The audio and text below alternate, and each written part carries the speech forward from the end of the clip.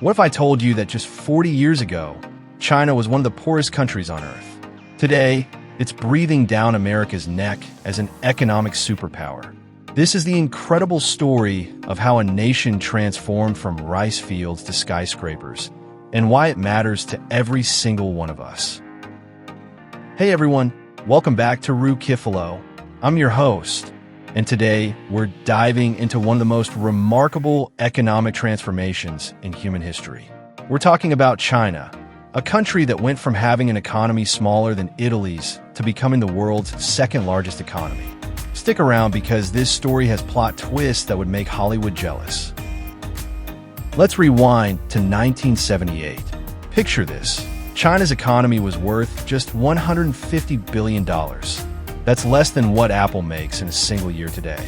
The average Chinese person earned about $200 annually. To put that in perspective, Americans were making over $10,000 a year at the same time. China was dealing with the aftermath of decades of economic mismanagement.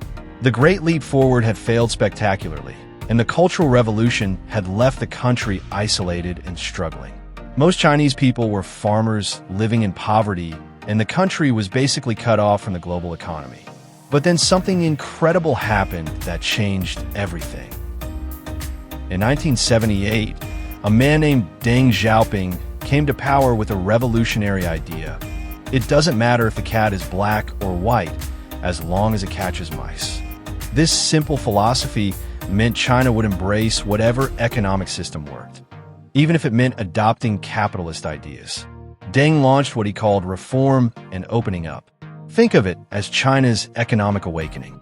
The government started allowing private businesses, opened up to foreign investment, and created special economic zones, basically experimental areas where capitalism could flourish. The results were immediate and dramatic. Foreign companies rushed in, attracted by cheap labor and huge market potential. Chinese entrepreneurs, suppressed for decades, finally had their chance to shine. China's rise wasn't luck. It was built on four strategic pillars. First, manufacturing powerhouse. China became the world's factory. From toys to electronics, if you owned it, there was a good chance it was made in China. They perfected mass production and kept costs incredibly low. Second, infrastructure investment. While other countries debated budgets, China built high-speed railways, massive ports, entire cities. They constructed the backbone of a modern economy at breakneck speed. Third, education and technology. China invested heavily in education, sending students abroad and bringing knowledge back home. They went from copying technology to innovating it. Fourth, strategic planning. Unlike many Western countries focused on quarterly profits, China thought in decades. They had 5-year plans, 10-year goals, and a clear vision of where they wanted to be. The transformation has been absolutely mind-blowing. China's economy grew at an average rate of nearly 10% per year for 3 decades. That's unprecedented in human history for such a large country. By 2010, China had officially become the world's second largest economy, overtaking Japan. Today, China's economy is worth over $18.7 trillion as of 2024.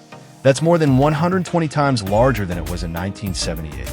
They've lifted over 800 million people out of poverty, the largest poverty reduction in human history. China now produces everything from smartphones to solar panels, and Chinese companies like Alibaba and Tencent compete globally with American tech giants. So there you have it. The incredible story of how China went from economic isolation to economic superpower in just 4 decades. It's a reminder that with the right policies, determination, and strategic thinking, even the most dramatic transformations are possible. What do you think about China's economic rise?